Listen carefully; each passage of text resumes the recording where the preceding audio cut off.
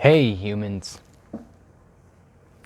and welcome to Read to Me, Matt Dunn. I'm Matt Dunn, and this is Gomorrah, and I'm going to read to you Pride and Prejudice by Jane Austen. We are on chapter 20.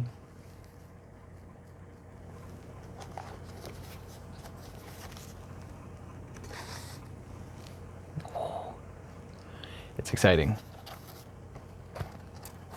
Chapter 20, I got this life I'm living, you know. Chapter 20. Jane Austen.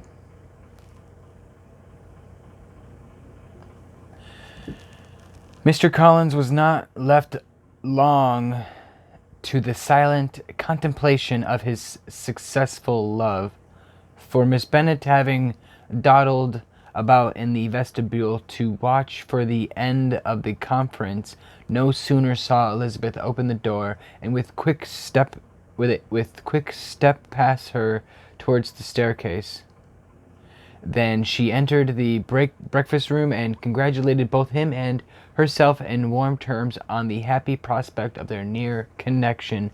Mr. Collins received and returned their felicitations with equal pleasure, and then proceeded to relate the particulars of their interview, with the result of which he trusted he had every reason to be satisfied, since the refusal which his cousin had steadfastly given him would naturally flow from her bashful modesty and the genuine delicacy of her character. Remember, Mr. Bennet has said, "Will you marry me?" And she says, "Nay." And then he says, "No. Nay, you. You can't get me with your nays. I nay you back. Nay, nay." This information, however, startled Mrs. Bennet. She would have been glad to be equally satisfied that her daughter had meant to encourage him by protesting against his proposals, but she dared not believe it, and could not help saying so. But depend upon it, Mr. Collins," she added, "that Lizzie shall be brought to reason. I will speak to her about it myself directly. She is a very headstrong, foolish girl, and does not know her own interest. But I will make her know it." "Pardon me for interrupting you, Madame," cried Mr. Collins, "but if she is really headstrong and foolish, I know not whether she would altogether be a very desirable wife to a man in my situation, who naturally looks for happiness in the marriage state." Right? He's like talking himself out of it, making himself feel better, also making her feel better. "If therefore she actually persists in rejecting my suit, perhaps it were better not to force her into accepting me, because if liable to such defects of temper, she could not contribute much to my felicity." "Sir, you quite misunderstand me," said Mrs. Bennet, alarmed. "Lizzie is only headstrong in such matters as these. In everything else she is as good-natured a girl as ever lived. I will go directly to Mr. Bennet, and we shall very soon settle it with her, I am sure." She's just so controlling, and she doesn't know it. She thinks she's like, "I know what my daughters want. I know that they want to be married, but that's because I tell them that's what they want," right? She would not give him time to reply, but hurrying instantly to her husband, called out as she entered the library, Stantly. I went up a line, and I said instantly, but it said Stantly, so I said Stantly. Called out as she entered the library, "Oh, Mr. Bennet, you are wanted immediately. We are all in an uproar." We're all in an uproar. That's a bullshit fucking lie. "You must come and make Lizzie marry Mr. Collins, for she vows she will not have him. And if you do not make haste, he will change his mind and not have her." Mrs. fucking what's-her-face. Mr. Bennet raised his eyes from his book as she entered, and fixed them on her face with a calm unconcern which was not in the least altered by her communication. Now, I did see the movie, and I said this last video, I'm pretty sure. I saw the movie, and most of the characters I can't picture. But the mother I'm picturing as Ron Weasley's mother. But the father I see as Donald Sutherland. Yeah, I still see Donald Sutherland as the father. It's funny because he just plays that character really well. "Mr. I have not the pleasure of understanding you," said he, when she had finished her speech. "Of what are you talking?" "Of Mr. Collins and Lizzie. Duh. Lizzie declares she will not have Mr. Collins, and Mr. Collins begins to say that he will not have Lizzie." "And what am I to do on the occasion? It seems a hopeless business, eh?" "Speak to Lizzie about it yourself. Tell her that you insist upon her marrying him." He's like, "You're telling me to tell her what she wants again? We've been through this. Ugh.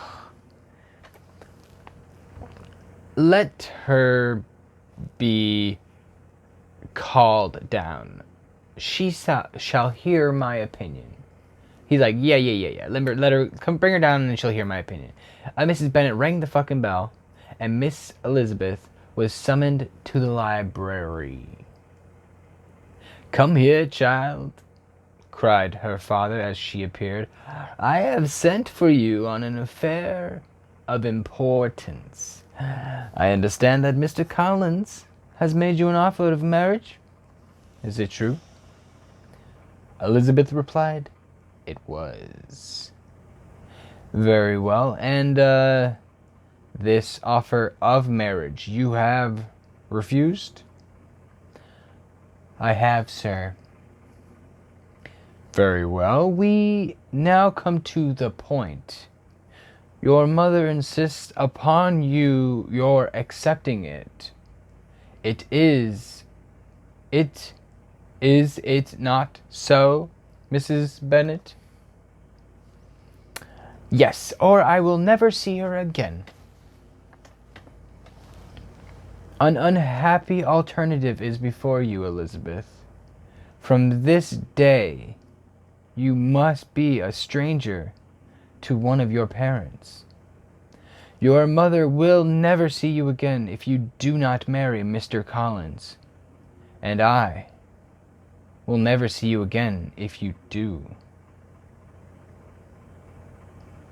Elizabeth could not but smile at such a conclusion of such a beginning, but Mrs. Bennet, who had persuaded herself that her husband regarded the affair as she wished, was excessively disappointed. I would be too. "You let bin down, you shooter magooter, you stupid Ron Weasley looking bitch." Is this lady supposed to be cool or nice or hip, or is she supposed to be the fun mom? Because she doesn't seem cool at all. She seems kind of mean. What do you mean, Mr. Bennet, by talking in this way? You promised me to insist upon her marrying him. First off, he's like, I promised you nothing, you fucking tard. You, my dear. No, wait, calmer. My dear, replied her husband, I have two small favors to request. First, that you will allow me the free use of my understanding on the present occasion. And secondly, of my room. I shall be glad to have the library to myself as soon as may be. Not yet, however, in spite of her disappointment in her husband, did Mrs. Bennet give up the point. She talked to Elizabeth again and again, coaxed, and threatened her by turns. She endeavored to secure Jane in her interest, but Jane, with all possible mildness, declined interfering, and Elizabeth, sometimes with real earnestness and sometimes with playful gaiety, replied to her attacks, though her manner varied. However, her determination never did. Never. What do you think, Gamora? Do you think the mother is a bitch? Kind of rude, right? All this forcing and whatnot. Yeah.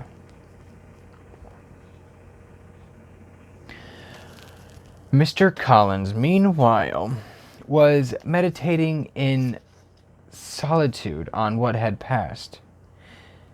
He thought too well of himself to comprehend on what motive his cousin could refuse him, and though his pride was hurt, he suffered in no other way.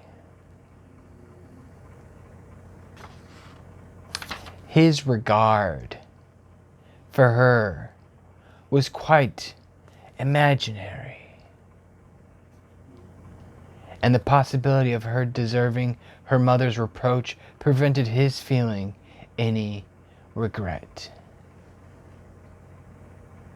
What a guy.